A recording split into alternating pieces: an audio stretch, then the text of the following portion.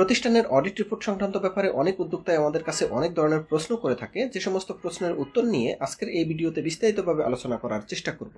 তো উদ্যোক্তারা যে সমস্ত প্রশ্নগুলো করে থাকে তার মধ্যে কমন এবং অত্যন্ত গুরুত্বপূর্ণ একটি প্রশ্ন হচ্ছে, কোন কোন ব্যবসা প্রতিষ্ঠানের জন্য অডিট রিপোর্ট বাধ্যতামূলক। এই প্রশ্নের উত্তর হচ্ছে, আরজেএসসি বা রেজিস্টার অফ জয়েন্ট স্টক থেকে নিবন্ধিত সমস্ত প্রতিষ্ঠানকেই কিন্তু অডিট রিপোর্ট করতে হবে। তো তাহলে আমাদেরকে প্রথমে জানতে হবে আরজেএসসি থেকে নিবন্ধিত প্রতিষ্ঠানগুলো কি কি। এর মধ্যে অন্যতম হচ্ছে limited company, partnership firm, OPC বা 1% কোম্পানি।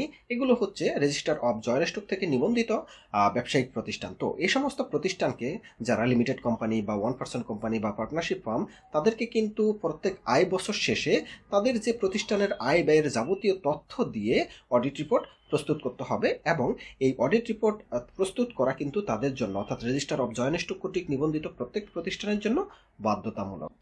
দ্বিতীয় যে প্রশ্নটি করে থাকে সেটি হচ্ছে, একটি প্রতিষ্ঠানের জন্য অডিট রিপোর্ট কেন বাধ্যতামূলক। দেখুন, অডিট রিপোর্টটি মূলত কি?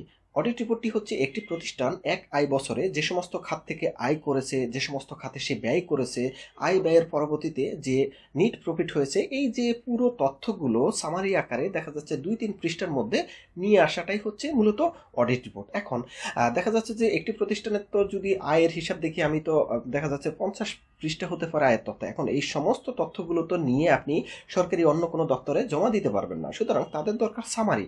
এই যে অডিট রিপোর্টের মাধ্যমেই মূলত সমস্ত আয় ব্যয়ের তথ্যগুলোকে সামারিভাবে উপস্থাপন করা হয়, যে তথ্য অন্য সরকারি দপ্তরগুলো দেখেই কিন্তু সহজেই দেখা যাচ্ছে যে ওই প্রতিষ্ঠানের সম্পর্কে ওভারভিউ পেতে পারে। সুতরাং এই কারণে কি হয়, আপনাদের প্রতিষ্ঠানের যত আয় ব্যয়ের তথ্য আছে সেগুলো দিয়ে কিন্তু অডিট রিপোর্ট প্রস্তুত করতে হবে।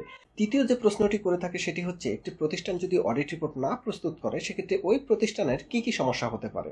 দেখুন, আরজেএসসি কর্তৃক নিবন্ধিত প্রত্যেক প্রতিষ্ঠানের জন্য কিন্তু অডিট রিপোর্ট প্রস্তুত করা বাধ্যতামূলক। সুতরাং ওই প্রতিষ্ঠানগুলোকে অবশ্যই অডিট রিপোর্ট প্রস্তুত করতে হবে। এখন সেই প্রতিষ্ঠান যদি অডিট রিপোর্ট না প্রস্তুত করে তাহলে কি সমস্যা ফেস করতে হবে। যেমন ওই প্রতিষ্ঠান কিন্তু বছর শেষে তাকে ট্যাক্স প্রদান করতে হবে। সুতরাং কিসের ভিত্তিতে ওই প্রতিষ্ঠান ট্যাক্স প্রদান করবে, তার তো আয় ব্যয়ের সামারি নেই। কত টাকা নেট প্রফিট হয়েছে সেটি এনবিআর বা জাতীয় রাজস্ব বোর্ড কিভাবে বুঝবে। সুতরাং এই অডিট রিপোর্টের মাধ্যমেই কিন্তু জাতীয় রাজস্ব বোর্ড বুঝতে পারবে যে এই প্রতিষ্ঠানের আয় হয়েছে না ব্যয় হয়েছে, লাভ হয়েছে না লস হয়েছে। সুতরাং অডিট রিপোর্ট প্রস্তুতের পরেই কিন্তু ওই অডিট রিপোর্টের উপর ভিত্তি করে ওই প্রতিষ্ঠানকে ট্যাক্স প্রদান করতে হবে। সুতরাং আপনি যদি অডিট রিপোর্ট না প্রস্তুত করেন তাহলে আপনি তো জাতীয় রাজস্ব বোর্ডে ট্যাক্স প্রদান করতে পারবেন না। একই সাথে আপনাকে যে লাইসেন্সিং অথরিটি, যারা লাইসেন্স প্রদান করেছে অর্থাৎ রেজিস্টার অফ জয়েন্ট স্টক, তারাও কিন্তু আপনার এই যে বছর শেষে আয় ব্যয়ের তথ্যগুলো অডিট রিপোর্ট আকারে তারাও কিন্তু জমা চায়। সুতরাং তাদেরকেও কিন্তু আপনি এই আপনার যে প্রতিষ্ঠানের অডিট রিপোর্ট না প্রদান করলে আপনার কিন্তু আরজেএসসি কর্তৃক যে রিটার্ন সেটি কিন্তু হালনাগাদ হবে না। এক কথায় বলি যে আমরা আরজেএসসি কর্তৃক আপনার প্রতিষ্ঠানের লাইসেন্সটি নবায়ন হবে না।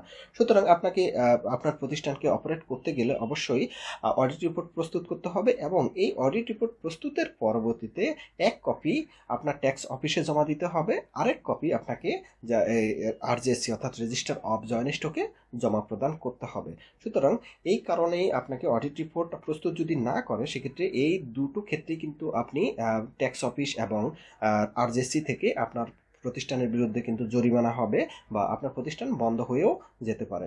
সুতরাং এই সমস্ত প্রশ্নগুলোর আশা করি উত্তর পেয়ে গিয়েছেন। এই বিষয় নিয়ে যদি আরও কোনো প্রশ্ন থাকে তাহলে কমেন্টে আপনাদের প্রশ্নটি করবেন, আমরা অবশ্যই উত্তর দেওয়ার চেষ্টা করব। সবাইকে ধন্যবাদ। আল্লাহ হাফেজ।